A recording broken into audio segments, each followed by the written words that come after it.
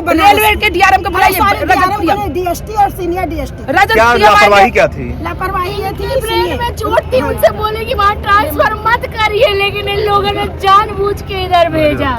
आप रजत प्रियम को बुलाइए, तब होगा कोई बात। चैनल वाले हाँ तो बुलाइए, फोन करके बुलाइए, ऐसे नहीं बुलाइए, फोन करके बुलाइए रजत प्रियम को। अब उसका बातें बता दीजिए ना कम से रजत प्रियम को बुलाइए, उनके बॉडीगार्ड नहीं, आप रेलवे से नहीं तो बॉडी मत लीजिए, सर दे दीजिए। नहीं भाई सुनिए, वहाँ बॉडी जब आप कहेंगे तब पीएम कराया जाएगा। हम करें, आज जाने की जरूरत नहीं है, नहीं जाएगी। आप किसी से साइन करवाएंगे तब तो ले जाएंगे।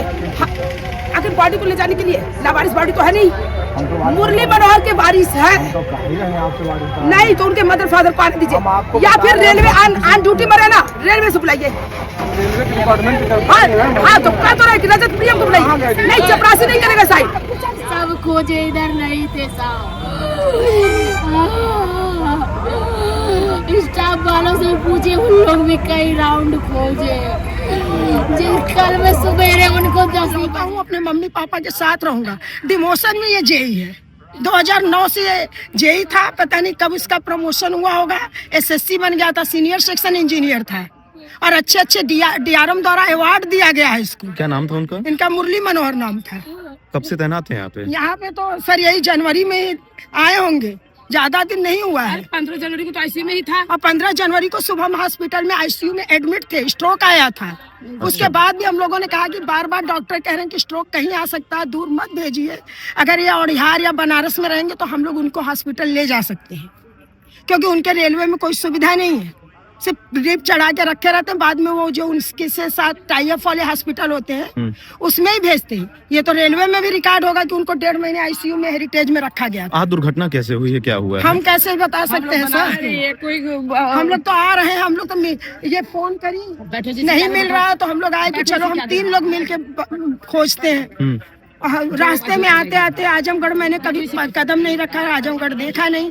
शुक्र हो कि बस में एक भैया बैठे थे, बातचीत सुन के बोले दीदी मैं आपको वो जगह बता दूंगा कि बौरहवा बाबा का मंदिर कहाँ है। वही मुझे बोले पुल के नीचे।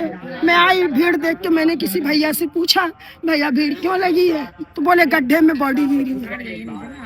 मैं रुक गई तो देखा तो अपना ही भाई था। रेलवे कर्मचारी ने या किसी गवर्नमेंट वर्क के लिए बना होगा ना, हम कैसे बता सकते? कवर्ड नहीं था वो? नहीं कवर नहीं था, ये तो साक्षी है। सुबह तक नहीं था, सवेरे 6 बजे तक। पूरी रात वो औरत 11 बजे से घूमती रही इसी पुलिया की, क्योंकि उनके पति का अंतिम शब्द था। 10 बज के कुछ मिनट में फोन आया कि आओ, लगता है उनकी तबीयत खराब होने वाली होगी, बोले तुरंत शीघ्र यहाँ आओ। वो यहाँ आई भाग के, इधर उधर देखी, वो कहीं नहीं दिखे। उसने उनको घंटी किया, 1 घंटी गई होगी, उसके बाद मोबाइल स्विच ऑफ हो गया। मोबाइल अभी तक उसके पास नहीं है। उसके बाद क्या हुआ, पूरी रात तड़पती रही। फिर जब 12 घंटे बीत गए तो पुलिस चौकी में गई रिपोर्ट लिखवाने के लिए। फिर उसके बाद फोटो, गुमशुदगी क्या क्या मांगा गया। फिर सुबह मैंने उसको फोन किया कि तुम जाओ और फिर से एक बार पुलिया के पास खोजो। तो पुलिया के पास आई, तब भी ये कवर नहीं था। सुबह 6, 6:30, 7 बजे तक ये कवर नहीं था। ये औरत ढूंढती रही। लेकिन ये हमें लगता है जब रेलवे को डेड बॉडी मिली है, या मजदूरों को मिली हो, या प्रशासन को मिली हो, या पुलिस को मिली हो, उसके बाद ये आनप फानप में जब बॉडी देख ली गई है तो आनप फानप में कवर कर दिया गया है, अपने को बचाने के लिए सरकार करती है। कि रेलवे का कार्य जो हो रहा है या जिस विभाग का हो रहा है, सर हमें कोई जानकारी नहीं है। उसमें मैं कोई टिप्पणी नहीं कर सकती, क्योंकि मुझे घटना की जानकारी भी नहीं थी। आप लोग की मांग क्या है? हमारी कोई मांग नहीं, हमारे भाई का जीवन दान ही दे दिया जाए, हमारी कोई मांग नहीं है। जीवन दान हमें दे दिया जाए। जिस तरह से हमारे भाई को पैर छूने के बाद भी डीएसटी और सीनियर डीएसटी ने ट्रांसफर कर दिया, इतनी सिचुएशन, इतनी मेडिकल रिपोर्ट देखने के बाद भी, जबकि उनसे ये भी कहा गया कि आप मेरे भाई को अटैच कर दीजिए, चपरासी बना दीजिए, क्लर्क बना दीजिए। मुझे नहीं बड़े पद की लालसा है, मुझे बड़ा पद नहीं चाहिए। वो सिर्फ मेरी मम्मी के पास अपने माँ बाप के सामने आंख से रहे, चाहे जैसा भी रहे।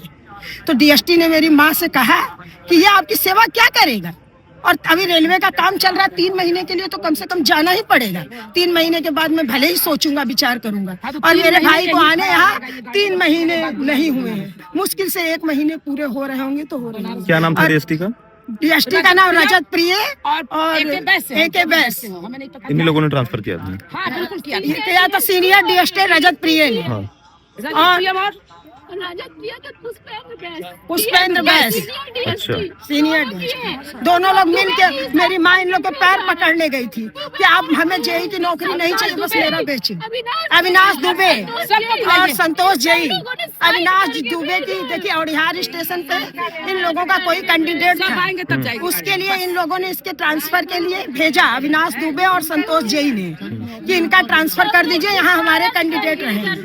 क्योंकि जेई का कुछ मामला होता है कि कोई चार्ज ज्यादा मिलता है, कोई चार्ज कम होता है, मुझे रेलवे की जानकारी नहीं है। तो कुछ लोग होते हैं कि आर्डर देने वाली बात होती है, ये फोन पे बताता था कि वो लोग चाहते हैं कि इस बात पे मैं कार्य करूं। तो उसमें अविनाश दुबे की और संतोष ये लोग औड़िहार के हैं।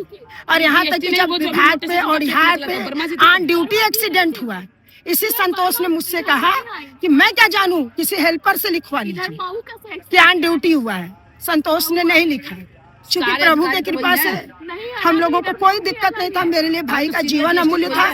मैंने विभाग से कोई शिकायत नहीं की कि आप जो कि मिलता है सर शायद छुट्टी ऑन ड्यूटी एक्सीडेंट होने पे, वो भी मेरे भाई को नहीं दी गई। वो सारी उनकी जो अर्जित अवकाश होता है, अर्न लीव होता है या कौन कौन सा लीव होता है इनके विभाग का, उससे इनकी सारी छुट्टियां काटी गई। और ऊपर से मानसिक प्रताड़ना दी गई कि ड्यूटी ज्वाइन करो, ड्यूटी ज्वाइन करो। जबकि उसके पास अगर एक्सीडेंटल छुट्टी मिली होती तो अपने CL और जितनी विभाग में अर्न लीव और जो होती है वो लेके इसका उपयोग करके अभी 1 साल उसको घर रहना था। लेकिन इन लोगों ने कोई छुट्टी नहीं दी। और इसमें रोज अविनाश दुबे रिपोर्टिंग करते थे, संतोष जेई रिपोर्टिंग करते थे। इनको हर हाल से सर औड़िहार से इसको हटाना था। अच्छा। और आज उसकी कीमत चुकानी पड़ी मेरे भाई की जान लेके। कि हमारा एक लड़का खुद ही है, अगर ये चले जाएंगे तो हम उसको जगह उसकी नियुक्त करेंगे। आमने सामने की बात है सर, मेरी इस बात है। कोई कैंडिडेट उन्होंने कहा कि अगर मुरली मनोहर हट जाएंगे, जो हमारा एक लड़का वेटिंग लिस्ट में है उसको हम उसकी जगह रख देंगे, मुरली जी की जगह। अच्छा। मैं नाम नहीं जानती, लेकिन बाई फेस में उस अधिकारी को पहचान सकते हो। जिसे मैंने कहा कि सर मेरे भाई की तबीयत बहुत खराब है, उन्होंने कहा काशीनाथ के यहाँ जाइए, फलाने जगह जाइए, वहाँ जाइए, एक छुट्टी के लिए मुझे इतना दौड़ाया। मैं भी गवर्नमेंट जॉब में, और उन्होंने कहा कि ये हट जाएगा तो दूसरा अधिकारी रखेंगे। दूसरा वर्कर हमारे पास एक लड़का है जिससे हम काम लेते हैं, उस लड़के को हम इसकी जगह रखेंगे, इसलिए इनको हटाना हमारे लिए जरूरी है। जब 15 जनवरी को स्ट्रोक आया, मैं लेके गई इसको शुभम हॉस्पिटल आपका यहाँ पे खजनी वाले ब्रांच में, मैं वहाँ पे लेके गए। हम लोग 15 जनवरी था। फिर किसी ने, इस सिस्टर ने कि इसकी वाइफ ने सर को, जो अभी सर आए थे शायद उन्हीं के नंबर पे फोन किया कि सर मेरे भाई का इस तरह की हालत है, वो ड्यूटी पे नहीं जा पाएगा। लेकिन इतना विभाग का प्रेशर था, गवर्नमेंट का इतना रेलवे का कार्य रुका रहता था कि नहीं ड्यूटी तो जाना ही जाना है। ड्यूटी नहीं जाएंगे तो ये हो जाएगा, ड्यूटी नहीं जाएगा तो वो, और उसने वेतन रोक दिया गया है। और शायद जो उसने ऑनलाइन सर पोर्टल पे होता है ना, ऑनलाइन छुट्टी डाली गई है, उसके बाद में उन लोगों ने सेंशन नहीं किया, उसको अप्रूव नहीं किया। आप चेक करवाइए उस पोर्टल को।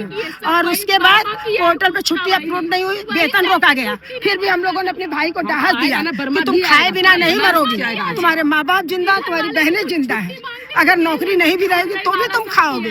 लेकिन बहुत प्रताड़ित किया रेलवे ने सर, यही एक सच है, इसके सिवा कुछ नहीं है। और आज भी मैं कहती हूँ कि मेरा भाई बिस्तर पे भी रहता ना तो भूखों नहीं मरता, चाहे रेलवे ने अपनी से निकाल भी देती।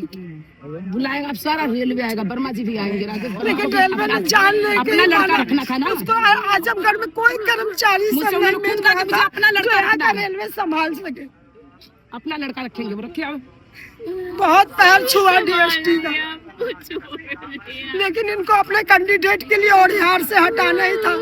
बोले 3 महीने बाद बुला लूंगा, लेकिन हटाऊंगा जरूर।